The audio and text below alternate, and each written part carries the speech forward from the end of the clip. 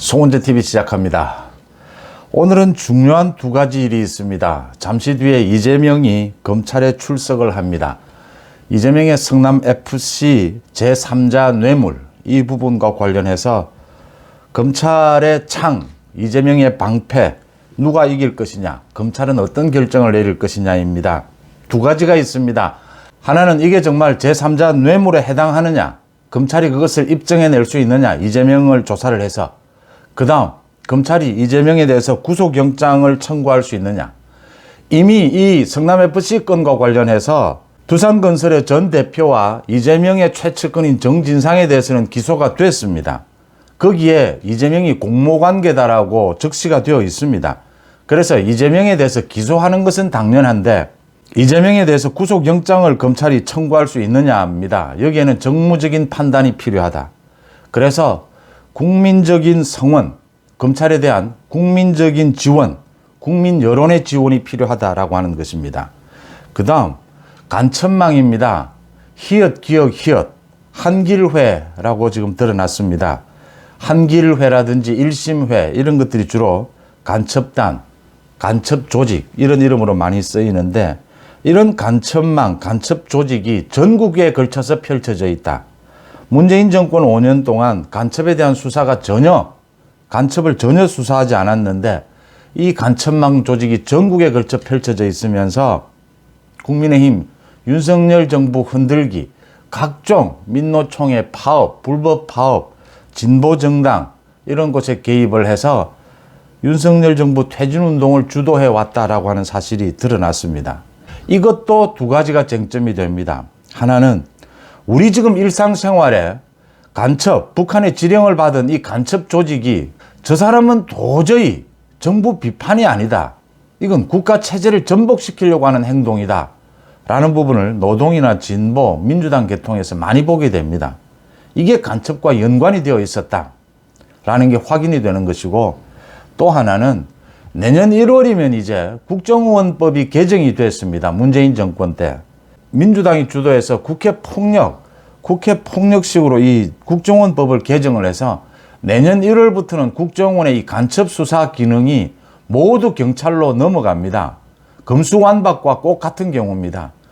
검찰의 수사 기능을 모두 대부분 뺏어서 경찰에 준다라는 것이 검수완박인데 국정원법 개정, 여기에 따라서 국정원의 대간첩 수사 이 기능이 모두 경찰로 넘어가게 됩니다. 이 부분을 바로잡아야 한다라고 하는 겁니다. 이게 숙제로 남았다라고 하는 겁니다. 한번 짚어보겠습니다. 먼저 이재명의 성남FC 검찰 출석입니다. 오늘 성남지청 앞에 개딸들이 1,500명이 모인다, 2,000명이 모인다라고 하는데 또 이재명의 구속을 외치는 보수단체도 나서서 맞불 집회를 연다라고 합니다. 이재명에 대한 이 혐의, 제3자 뇌물, 이 혐의는 지금 많은 판례가 있습니다. 그러니까 제3자 뇌물 관련해서 대가성이 있었느냐가 가장 중요한 건데 성남지청의 형사 3부의 유민종 부장검사가 직접 나서서 이재명을 조사한다라고 합니다. 검찰도 많은 압수수색과 관계자 진술 많이 확보를 하고 있고 이재명도 방어 논리를 세워놓고 있는 상황입니다. 핵심은 대가성이 있었느냐인데 지금 두산건설이란 네이버에서 자신들이 건물을 짓는데 용도 변경을 해주고 이렇게 해주면 성남시에서 원하는 성남FC의 후원금을 내겠다라고 하는 이런 많은 자료들도 압수되어 있고 진술들도 많이 나와 있습니다. 또 이재명이 직접 결제한 서류도 있고 이재명이 지시한 내용도 있습니다. 어떤 형태로든지 이렇게 특혜를 줬으니까 이 특혜에 대한 대가를 받아야 내야 한다. 그걸 성남FC 후원금 또는 광고비로 받아야 한다. 지금 이런 많은 자료들, 진술들이 있습니다. 성남지청에서는 이미 이재명의 측근인 정진상과 두산건설의 전 대표까지 기소를 했습니다. 이재명도 기소를 하는 데는 아무 문제가 없을 것이다 라고 보고 있습니다. 그런데 이재명 쪽에서 내고 있는 이 방어 논리는 성남FC라고 하는 프로축구단은 이재명과 개인 관계가 있는 것이 아니다. 사적인 관계가 있는 것이 아니다. 공적인 조직이다. 성남 시민을 위해서 만든 프로축구단이다. 개인의 이익이 아니다. 이 특혜를 주고 개인의 이익을 챙긴 것이 없다 지금. 이재명은 이 이야기입니다. 두산이나 네이버에 특혜를 주었다. 또 그 대가가 있었다. 이재명은 지금 인정을 하는 겁니다. 그런데 자신 개인이 이익으로 받은 것이 없다.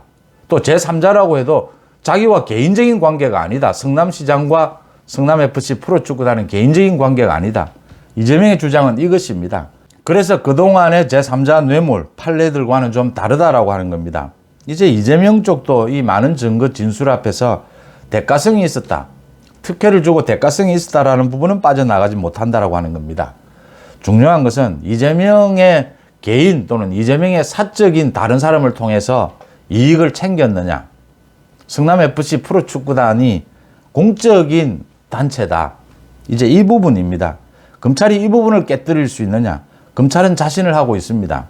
이재명이 프로축구단, 성남FC라고 하는 프로축구단을 운영하면서 정치적으로 자신을 홍보, 자신의 업적으로 챙기는데 굉장히 많은 혜택을 받았다. 또 두산이나 네이버 등으로부터 받은 170여억 원, 이 가운데 상당 금액을 자신의 측근들에게 인센티브로 제공을 했다. 여기에는 성남FC 후원금 모금에 관계가 되지 않는 다른 사람들, 공무원들도 있다라고 하는 겁니다. 이 부분에 대해서 검찰이 명백하게 증거와 진술을 내게 될 것이다.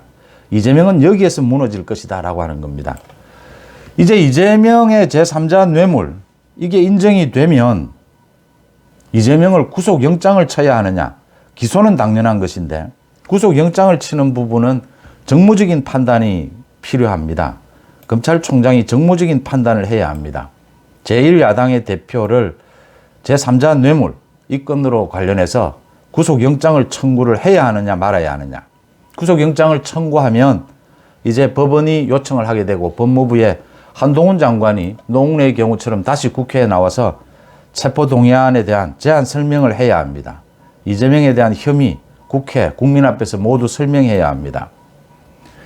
검찰총장이 정무적인 판단을 해야 하는데 여기에 전 국민적인 지원, 성원이 필요하다라고 하는 겁니다. 검찰이 굉장히 참 고민스러울 겁니다. 제1야당 대표 노웅래와는 또 좀 다른 부분입니다. 노웅래는 직접 뇌물이었고 이재명의 경우에는 제3자 뇌물이다. 구속영장을 왜 검찰이 청구해야 되느냐? 이것도 두 가지입니다. 하나는 이 제3자 뇌물이라고 하지만 금액이 170여억 원입니다. 노웅래는 6천만 원입니다. 이재명은 160억 원, 170억 원입니다. 지금 170억 원도 넘는 것이 아니냐라는 겁니다. 이런 대규모 뇌물이 오고 갔다.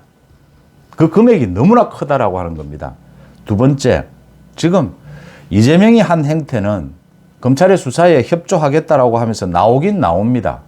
어쩔 수 없이 나오는 겁니다. 나오지 않으면 구속입니다. 체포입니다. 그래서 나오는 건데 나오기 전에 그동안 한 행동을 보면 현재 우리나라 사법 시스템 안에 있는 민주당의 당대표라는 사람이 검찰에 대해서 무차별 공격을 했습니다. 국가 공권력을 무차별 공격하고 조롱했습니다. 이런 자세, 이 이재명의 이런 자세로 비춰서 이재명의 비리 혐의가 무엇인지 한동훈 장관의 입으로 국회에서 국민들 앞에 소상히 설명할 필요가 있다고 하는 겁니다. 구속이 왜 필요하냐? 사법 시스템, 검찰을 조롱하고 있습니다. 이런 사람을 구속시키지 않으면 일반 국민 누구도 구속시킬 수가 없습니다. 그래서 정무적인 판단이 필요할 겁니다. 구속영장은 반드시 청구해야 한다라는 겁니다. 국민적인 여론이 거기에 집중되고 지원될 것이다 라고 하는 부분입니다. 그 다음 간첩 부분입니다. 히읗, 기억, 히읗 단체를 만들었다. 한길회라고 합니다. 창원에 본부를 두고 제주, 진주, 전주 전국적으로 지하조직을 만들었고 진보정당, 노동계 간부들 모두 이 관여가 되어 있다.